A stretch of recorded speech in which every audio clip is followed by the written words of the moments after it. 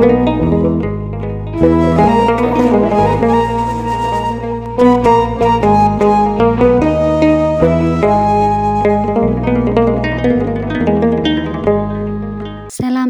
ፍትዋት ሓዋተይ ከመይ ቀኒኹም?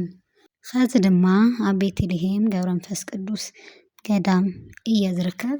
እቲ ገዳም ድማ ኣብ ከባቢ መቐለ ሮማናት ዝርከብ ወረዳ እንደርታ ጣብያ ፍለግማያት ቁሸት ፃሕሉ እትበሃል ቦታ ዝርከብ ገዳም ኮይኑ እቲ ቦታ ንምኻድ ድማ ኣብ ከተማ ሮማናት ዝብል ታክሲ ሒዝና መጨረሻ ታክሲ ምስ ወረድና ካብ ሮማናት ኣስታት ክልተ ወይ ካብ ሓደ ፈረቓይ ሰዓት ብእግሪ መንገዲ ተጓዒዝካ እዩ እቲ ገዳም ዝርከብ።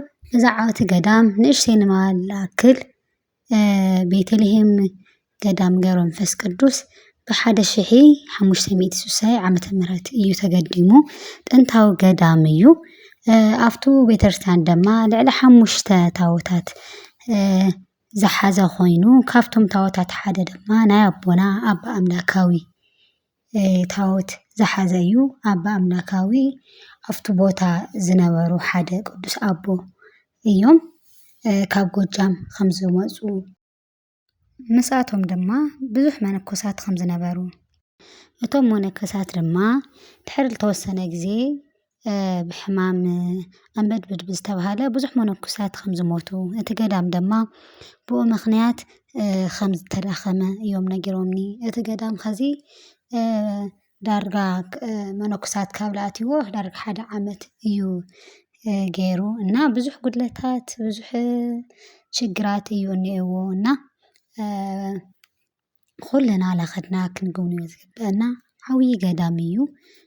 ካብቲ ተኣምራት ዝሰማዕኽዎ ሓደ ድማ ኣብቲ ገዳም ዝኾነ ዘይምስምዕማዕ ወይ ዝኾነ ችግር ክፍጠር ተሎ ኣናብር ከም ዝወፁ እዮም ነጊሮምኒ እና እስካብ ኸዚ እስካብ ቀረባ ግዜ እቶም ኣናብር ከም ዘለዉ ዝኾነ ችግር ክፍጠር ተሎ ከም ዝወፁ ብዙሕ ተኣምራት ዘለዎ ገዳም እዩ እና ኣሕዋተይ ብሓፂሩ እቲ ገዳም ኣቡነ ገብረ መንፈስ ቅዱስ 357 ዓመት እዩ ገይሩ ካብ ዝግደም።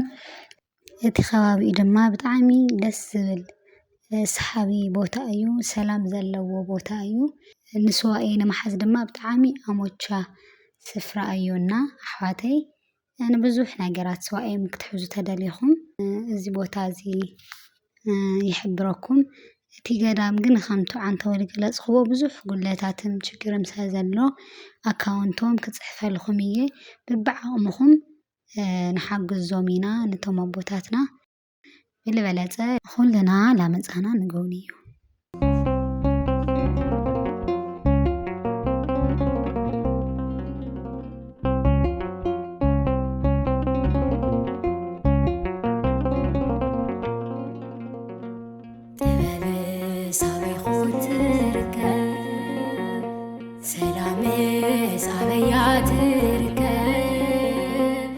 مستوعالك أبي بوتا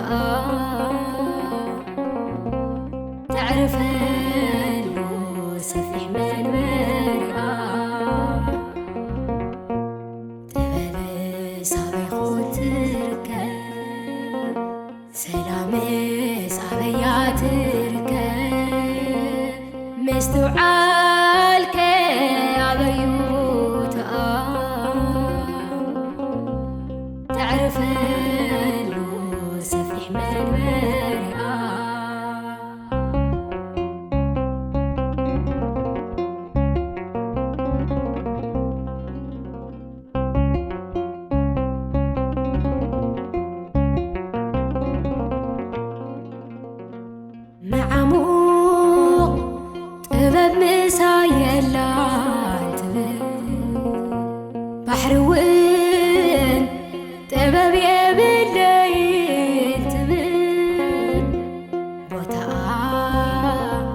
زفلت انتلو حارسه حجزني نفسي تبابنك تركب تبابس علي خوترك سلامي صعبيات تركب مستوعالك أبي بوتا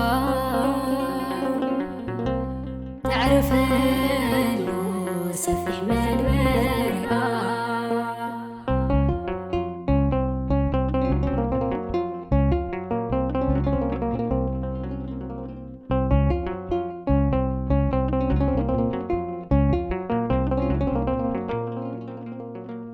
نوايات كم تكا انت دلو ورقوين كم حمد تكبو نواقا طباب ورقي اي مزنين مسمدراوي عفتي اي نزاصر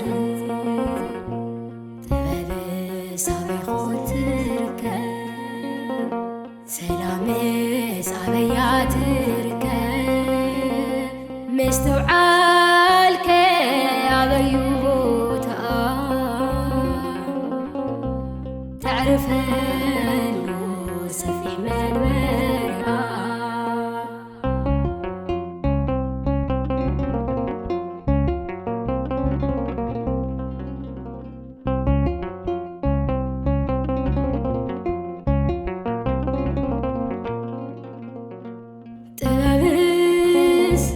فرحة أملاك بمخانا لنفسي سلامات وقد حزنا حكخا أخبر بهيوتك نبر فلفل تباب ودلعو لزي آغير تباب صبيخو تركب سلامس عبيا تركب مستوعالك أبي بوتا تعرف له سفيح من مريا